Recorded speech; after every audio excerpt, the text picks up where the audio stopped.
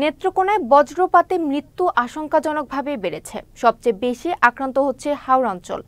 জেলায় গেল ৫ বছরে বজ্রপাতে প্রাণ হারিয়েছেন অন্তত ৫৪ জন। প্রাকৃতিক দুর্যোগ মোকাবেলা এবং প্রাণহানি এড়াতে আশ্রয়কেন্দ্র স্থাপন সহ প্রয়োজনীয় পদক্ষেপ নেওয়ার দাবি জেলাবাসীর। এদিকে বজ্রপাতে প্রাণহানি এড়াতে প্রয়োজনীয় পদক্ষেপ নেওয়া হচ্ছে বলে জানিয়েছে জেলা প্রশাসন।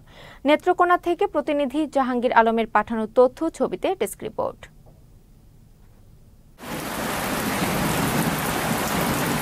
সম্প্রতি জলবায়ু পরিবর্তন সহ নানা কারণে বজ্রপাতের প্রবণতা বেড়েছে সারা দেশে। বেড়েছে মৃত্যুর সংখ্যাও। সবচেয়ে বেশি ঝুঁকিতে বিভিন্ন জেলার হাওড় অঞ্চল, যার মধ্যে অন্যতম নেত্রকোনা। জেলা ত্রাণ ও পুনর্বাসন কার্যালয় বলছে, গেল ৫ বছরে নেত্রকোনায় বজ্রপাতে প্রাণ গেছে অন্তত ৫৪ জনের। আহত হয়েছেন অনেকে। এর মধ্যে খালিয়াজুড়ি, মদন, মোহনগঞ্জ সহ হাওড়াঞ্চলের বিভিন্ন এলাকায় গত ১ মাসেই মারা গেছেন ৮ জন। হতাহতদের মধ্যে অধিকাংশই কৃষক, যারা কাজ করেন বিস্তীর্ণ হাওড়াঞ্চল কিংবা খোলা প্রান্তরে। এসব এলাকায় পর্যাপ্ত গাছপালা কিংবা আশ্রয়কেন্দ্র না থাকায় বাড়ছে হতাহতের সংখ্যা। বজ্রপাতে প্রাণহানি এড়াতে বৃক্ষরোপণ, আশ্রয়কেন্দ্র নির্মাণ সহ প্রয়োজনীয় পদক্ষেপ নেয়ার দাবি স্থানীয়দের। কিছুদিন আগে বজ্রপাতে ২ জন লোক টাড়ায় মারা গেছে। আমরা আশা করি সরকারের কাছে যাতে বজ্রপাতে আমাদের লোকজন যাতে ক্ষতিগ্রস্ত না হয়। বৈশাখে ঝড় বৃষ্টিতে ঠাডায় আমরা একটা আশ্রয় স্থল চাই সরকারের কাছে। এই বছর তো ২টা টাটা করে রসুলপুর মারা গেছে একজন ব্যক্তি, আর ২ জন আহত হয়েছে, আর ইসাপুর 2টা গরু মারা গেছে। বজ্রপাত তো এখন মানুষের উপরে আক্রমণ করে বেশি।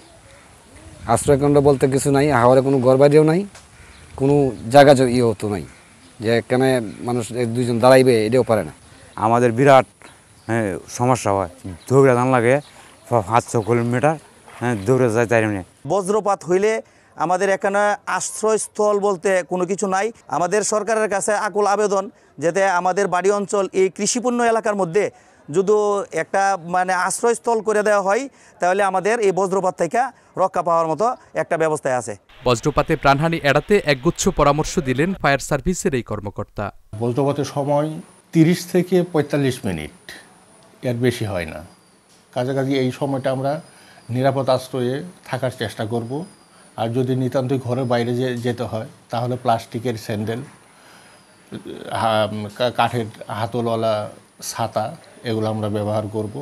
আর যদি আমরা ইয়েতে থাকি, খোলা মাঠে থাকি, খোলা মাঠে থাকলে আমরা প্লাস্টিক স্যান্ডেল ইউজ করতে হবে। আর গাছ কিংবা বৈদ্যুতিক পিলার থেকে দূরবর্তী স্থানে বসে মাথা নিচু করে থাকতে হবে। বজ্রপাতে ক্ষয়ক্ষতি রোধে হাওড়াঞ্চলে আশ্রয়কেন্দ্র নির্মাণের আশ্বাস দিলেন জেলা প্রশাসক। এই সময়ে যে কোথাও যে একটু আশ্রয় নেবে সেটি তার সুযোগ নেই। আমরা কিন্তু অলরেডি এটা চিন্তাও করেছি যে আমরা অন্ততপক্ষে আশ্রয় শেল্টার করব, যাতে ওই সময়ে তারা এসে বজ্রপাতের সময় এসে তারা দ্রুত যাতে একটি আশ্রয়কেন্দ্রে আশ্রয় নিতে পারে। এটি কিন্তু আমাদের পরিকল্পনা অলরেডি রয়েছে। আমরা সেটি জেলা পরিষদ থেকে আমরা অলরেডি কার্যক্রম শুরু করেছি। এখন কয়টা কোন জায়গায় করা যায় সেই বিষয়ে আমরা কাজ করেছি। তো আমাদের বরাদ্দ সাপেক্ষে আমরা প্রথম পদক্ষেপই হলো যে আমরা এই আশ্রয় শেল্টারগুলো করব। হাওড়পাড়ের বিপুল জনগোষ্ঠীর জীবনের নিরাপত্তা নিশ্চিতে অবিলম্বে বজ্র নিরোধক ব্যবস্থা সহ প্রয়োজনীয় পদক্ষেপ নেবে কর্তৃপক্ষ, এমন প্রত্যাশা নেত্রকোনাবাসী। Saifur Rahman Rubel, channel S news desk.